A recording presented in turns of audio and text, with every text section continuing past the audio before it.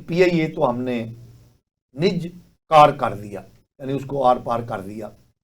क्या समझते हैं कि जो तवक्कुआत हमारे हुक्मरानों ने निजी शोबे से लगाई हैं कि जिनके हाथ में PIA दिया है, क्या वो PIA को टर्न अराउंड कर सकेंगे? तो आइए हम अपनी गुफ्तगू वहीं से शुरू करते हैं। जी डॉक्टर साहब, नजरियाती गुफ्तगू तो हो गई, पस मंजर भी आपने बयान कर दिया। पाशा साहब, मैं आपके सवाल का जवाब देने से पहले एक बात कहना चाह रहा हूँ। आपकी बातें जो अभी की आपने, पाकिस्तान का सबसे अच्छा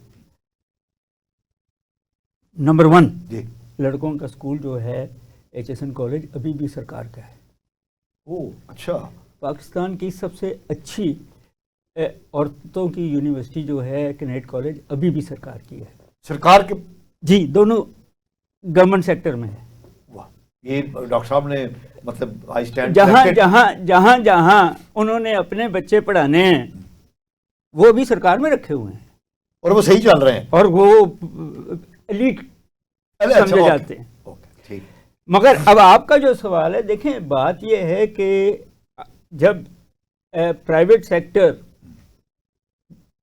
किसी अदारे को चलाता है तो उसने कंपटीशन लाना है, उसने बेस्ट मैनेजर्स लाने हैं, बेस्ट जो काम करने वाले हैं।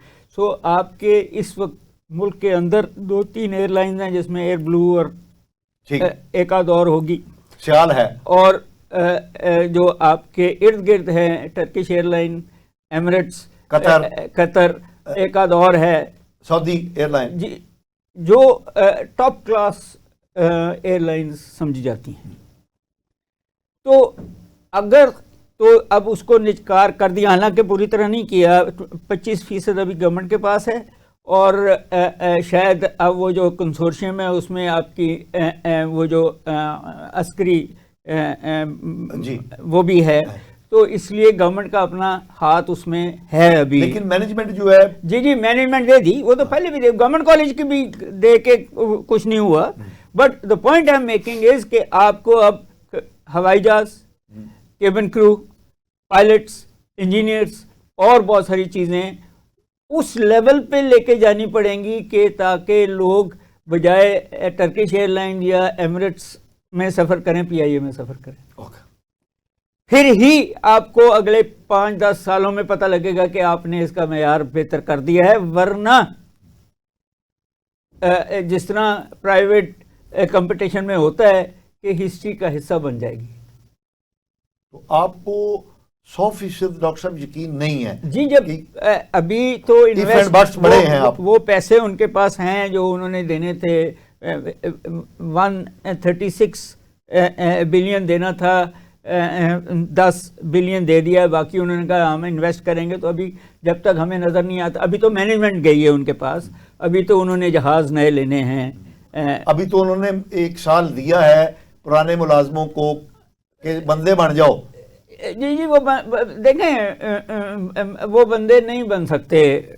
जब आते हैं आपको लेथार्जी की पड़ जाए ना, तो फिर ये हो सकता है कि उनको 1 साल की तनख्वाह दे के कहें घर बैठ जाओ, ये पेंशन ले लो और आप कंपटीशन में मैनेजमेंट लें, आप कंपटीशन में वो सारे लें जो लेने पड़ेंगे अगर इसको उस लेवल पे, इंटरनेशनल लेवल पे लेके जाना है।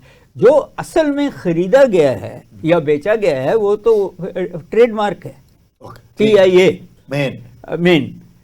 अब उसकी जो पिछली हिस्ट्री है वो बहुत बड़ी है।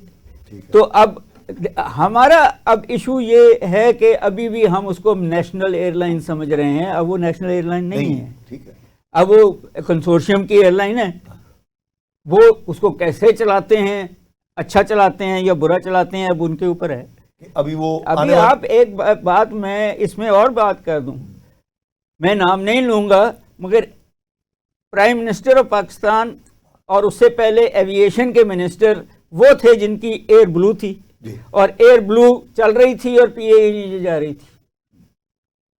शायद का कहना बस ही की थी। मैं चाहे आपने नाम ही ले लिया, बट द पॉइंट इज कि यहीं से पता लगता है कि हमारे के वेस्टेड, उनके पास 3 जहाज थे, फिर भी रजिस्टर्ड हुए, जो कंपनी रजिस्ट्रेशन एक्ट के भी खिलाफ थे।